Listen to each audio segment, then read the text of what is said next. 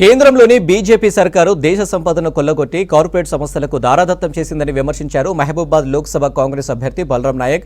10 ఏళ్లలో బీజేపీ పాలనలో దేశం అన్ని రంగాల్లో వెనుకబడిపోగా బీఆర్ఎస్ హయాంలో రాష్ట్రం అప్పుల పాలైందన్నారు. మహబూబాబాద్ లోక్సభ సెగ్మెంట్లో కాంగ్రెస్ జెండా ఎగరవేస్తామంటున్న బలరాం నాయక్తో Ashok face to face.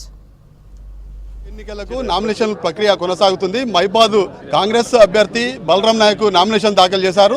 Nomination పత్రాలు దాఖలు చేసిన తర్వాత ఎట్లాంటి ప్రచారం నిర్వహించబోతున్నారో తెలుసుకునే ప్రయత్నం మనతో మాట్లాడడానికి బలరాం నాయక్ సార్ చెప్పండి, ఇక్కడ ప్రచారం ఏం చేయబోతున్నారు? కాంగ్రెస్ పార్టీకి మేము మా పథకాలే మాకు గెలుస్తాయి. మా సోనియా గాంధీ గారి ఆశీస్సులే తెలంగాణ ఇచ్చిన తల్లి. ఈ తెలంగాణ 60 సంవత్సరాల పోరాటం, సోనియా గాంధీ గారు 60 సంవత్సరాల ఆకని తీర్చారు బడుగు బలహీన వర్గాలకు. కాబట్టి మేము ఇవాళ ముందుకు పోయేది ఎందుకంటే కాంగ్రెస్ పార్టీ 100% బడుగు బలైన వర్గాలకు మా 6 గ్యారెంటీలు కానీ, ఇంద్రమ్మ ఇళ్ళు కానీ, ఎవ్రీథింగ్ 6 గ్యారెంటీలు సక్సెస్. రుణమాఫీ కూడా పూర్తి స్థాయిలో 15వ తారీఖు నాడు, ఆగస్టు 15వ తారీఖు నాడు పూర్తి స్థాయిలో రుణమాఫీ కూడా చేస్తాం. ఇప్పుడు కూడా అప్పుల పాలు చేసిన 1500 కోట్లు నెలకు కడుతున్నాం. అప్పులు కట్టలేక చచ్చిపోతున్నాం. 1500 కోట్ల రూపాయలు ఎవ్రీ మంత్ కడుతున్నాం. మళ్ళీ 1వ తారీఖు నాడు శాలరీ ఇస్తున్నాం. ఈ అప్పులను తీరుస్తూ ఇవన్నీ చేస్తూ కూడా రుణమాఫీ 15వ తారీఖు నాడు ఇచ్చేస్తాం. దేశంలో అభివృద్ధి, దేశ అభివృద్ధి కానీ ఇక్కడ నియోజకవర్గాలు పార్లమెంట్లో అభివృద్ధి చేయాలంటే బీజేపీ రావాలని అంటున్నారు. మీరేమంటారు? ఎట్లా అభివృద్ధి? 100 రోజుల పనికి 40 రోజులు చేసేసిండు. జేఎస్టీ వేస్తూనే ఉండే, నీకు నోట్ల మార్పిడి చేసిండు. 1500 కోట్లు వేస్తానని అది చేయలే. ఏం చేసిండ్రు? హైవే నేషనల్ మేము చేయలేదా? కేంద్ర విద్యాలయాలు తీసుకోలేదా? ట్రైన్లు మేము తేలేదా? మేము తెలంగాణ మేము ఇయ్యలేదా? స్వతంత్రం తెచ్చిన పార్టీ ఆ రోజు నుంచి ఈ రోజు మేము పెట్టిన పాఠశాల మోడీ చదువుకొని నేను ఏం చేసింది 60 సంవత్సరాలు అంటాడే. ఆయన చేసింది ఏంది మాకు చెప్పండి. 10 సంవత్సరాలు పీఎంగా చేసిండు. ఏది చూపెట్టు నువ్వు? ఏ పథకమైనా బీదోళ్ళకు చెంది బీదోళ్ళకు బాధపడ్డరా? ఏది పెద్ద పెద్ద ఆదానికి ఇచ్చేది అదేనా డెవలప్మెంట్?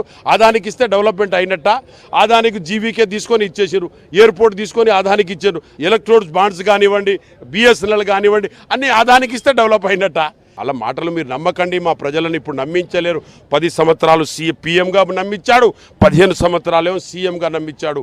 2 చేశాడు. ఇక నమ్మించేందుకు లేరు, ప్రజలు నమ్మతలేరు. యూపీఐ గవర్నమెంట్ వస్తుంది, రాహుల్ గాంధీ గారు ప్రైమ్ మినిస్టర్ అవుతారు. నాకు ఓటేస్తే రాహుల్ గాంధీ గారికి ఓటేసినట్టే. మహబూబాబాద్లో మీరు ప్రచారంకు తిరిగినప్పుడు కావచ్చు, గ్రామాలు సందర్శించినప్పుడు ఎట్లాంటి సమస్యలు ఉన్నాయి? బట్ పరిష్కారం ఏం చెప్పారు? సమస్యలు నిరుద్యోగ సమస్య ఫస్ట్. డిఎస్సి కానివ్వండి, ఏపీపీఎస్సి కానివ్వండి, టీఆర్ఎస్ పార్టీ ఏం చేశారు? నోటిఫికేషన్ వేస్తాడు, పేపర్ లీక్ అవుట్ చేస్తారు, క్యాన్సల్ పెట్టినట్టే పెడతారు, కడుపు మీద కొడతారు, హాస్పిటల్కి పోడు తప్ప ఇంకో లేదు. ఆ విధంగా చేశారు వాళ్ళు. బీజేపీ వాళ్ళు చేసేది ఏంటి తెలిసిన? పెద్ద పెద్దలను అరెస్ట్ చేయాలి, ఆదానికి కాపాడాలి.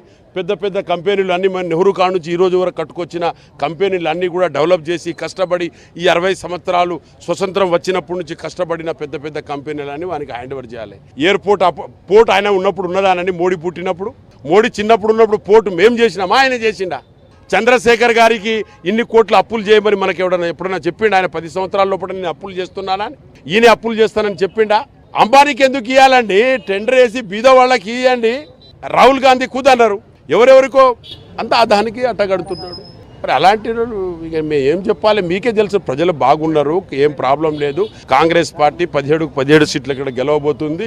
యూపీఐ గవర్నమెంట్ వస్తుంది, రాహుల్ గాంధీ ప్రైమ్ మినిస్టర్ గ్యారెంటీగా అవుతారు.